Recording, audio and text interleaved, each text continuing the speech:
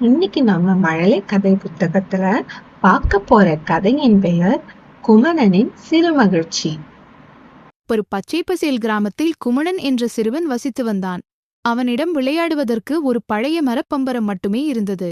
ஆனாலும் அவன் அந்த பம்பரத்தை சுழற்சி விளையாடுவதில் பெரும் மகிழ்ச்சி அடைந்தான். குமணனுக்கு மொட்டு என்ற ஒரு செல்ல ஆட்டுக்குட்டி இருந்தது. மொட்டு எப்போதும் குமணனுடனேயே இருக்கும். இருவரும் தினமும் புல்வெளியில் ஓடிப்பிடித்து விளையாடுவார்கள்.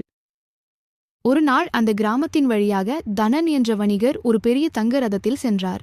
ரதத்தில் பளபளப்பான பட்டுத் துணிகளும் விலையுயர்ந்த ஆபரணங்களும் நிறைந்திருந்தன. அதை பார்த்து குமணனுக்கு ஒரு நிமிடம் ஏக்கம் வந்தது.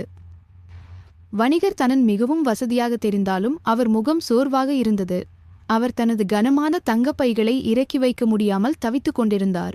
அவருக்கு உதவி செய்ய நண்பர்கள் யாரும் அங்கு இல்லை. அப்போது அருகிலிருந்த மரத்தின் கிளையில் துளி என்ற ஒரு வண்ணப்பறவை வந்து அமர்ந்தது. அது குமணனை பார்த்து மென்மையாக கீச்சிட்டது.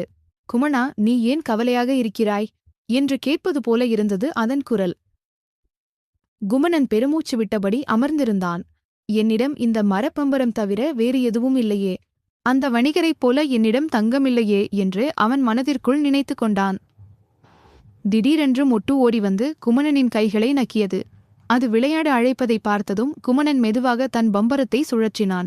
அந்த மரப்பம்பரம் தரையில் அழகாகச் சுழன்றது. குமணன் தன் பம்பரம் சுழல்வதை பார்த்து மெய்மறந்து போனான். அந்த எளிய மரக்கட்டை அவனுக்கு தந்த மகிழ்ச்சி உலகின் எந்த தங்கத்தாலும் தர முடியாது என்பதை அவன் உணரத் தொடங்கினான். துளி என்ற பறவை வானத்தில் சிறகுகளை விரித்து பறந்தது. அதற்கு ஒரு வீடோ தங்கமோ தேவையில்லை. அந்த நீலவானமும் குளிர்ந்த காற்றும் மட்டுமே அதற்கு போதுமானதாக இருந்தது. குமணன் எழுந்து நின்று மொட்டுடன் மீண்டும் ஓடத் தொடங்கினான். என்னிடம் விளையாட ஒரு நண்பன் இருக்கிறான், அழகான இயற்கை இருக்கிறது. இதைவிட எனக்கு என்ன வேண்டும் என்று அவன் சத்தமாக கூவினான். அவன் அருகில் இருந்த ஓடையில் கைகளால் நீர் அள்ளி குடித்தான். அந்த தண்ணீர் மிகவும் இனிமையாகவும் குளிர்ச்சியாகவும் இருந்தது. தன்னிடம் உள்ள சிறு விஷயங்களுக்கு அவன் நன்றி கூறினான். அன்றிலிருந்து குமணன் மற்றவர்களிடம் இருப்பதை பார்த்து ஏங்குவதை நிறுத்தினான். தன்னிடம் இருப்பதைக் கொண்டு மகிழ்ச்சியாக வாழக் கற்றுக்கொண்டான்.